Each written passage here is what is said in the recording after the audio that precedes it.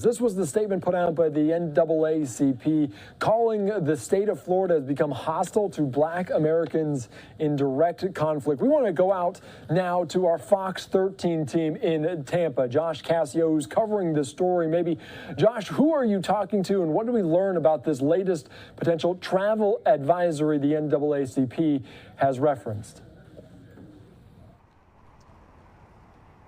Yeah, we spoke to the local Hillsborough County chapter of the NAACP here in Tampa, Florida. The NAACP basically says the governor's making, quote, aggressive attempts, in their words, to erase Black history and erase diversity from Florida. Now, folks on the governor's side obviously see it much differently. They say this is all one big stunt. Tourism has long been the backbone of Florida's economy. Now, the NAACP is trying to hit the state where it hurts, issuing a travel advisory in response to recent laws signed by Florida's Republican Governor Ron DeSantis. Quote, Florida is openly hostile toward African Americans, people of color, and LGBTQ+ individuals. Before traveling to Florida, please understand that the state of Florida devalues and marginalizes the contributions of and the challenges faced by African Americans and other communities of color, end quote. We can't ensure your rights. We can't ensure your safety. You're in the South now, says Hillsborough County NAACP President Yvette Lewis. The group says the governor's decision to ban AP African American Studies courses and, quote, aggressive attempts to erase Black history and restrict diversity, equity, and inclusion programs in Florida are reasons behind the advisory. The whole world is looking at this state.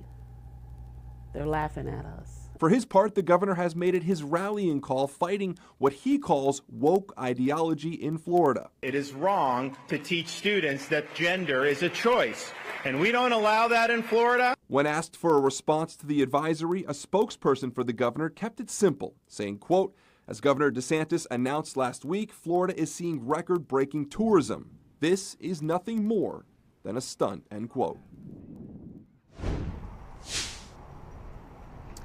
And both Tampa Mayor Jane Castor and St. Petersburg Mayor Ken Welch tweeted reactions to the NAACP travel ban, both basically saying their cities welcome everyone and that diversity and inclusion are some major, they're very important things here in the Tampa Bay area. Back to you. Thank you so much. I do have to ask you a question because obviously we're hearing from both sides on this, but a travel advisory coming from the NAACP. Do we know how much of an impact that will have on people going to Florida during the summer months as we're approaching summer vacation for a lot of families? Certainly a very interesting question. With Memorial Day coming up, we're going to see if there is any impact. I can tell you the NAACP feels like there is and feels like the governor is hearing what they're saying. The governor, on the other hand, saying we're seeing record numbers, and I don't think he would say that there's going to be a major impact, but certainly it kind of just falls on what you think of the governor. If you're a fan of the governor, you're probably going to say there will be no impact. If you're not a fan, you could certainly say that there may be somebody at home who sees this and says, I'm going to go vacation somewhere else, so we'll see.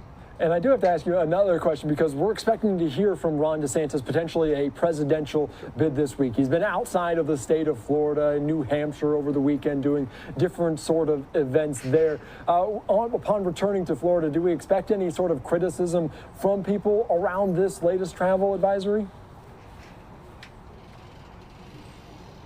Yeah, I asked the NAACP that very question. They say this is one of many issues he is going to have to address big time if he indeed does announce a candidacy for president, which we are expecting in the next week or so. So certainly this will be one of many questions he is asked and he will have to address head on. And my guess is a statement saying that this is bogus won't do. He'll have to have a lot more to say about it. Certainly, again, we will see. We're expecting that announcement in the next week or so. All right. He remains in the spotlight, Ron DeSantis. We appreciate your time, though, Josh Cascio, joining us here on Live Now from Fox. Some great reporting there as well. We appreciate it.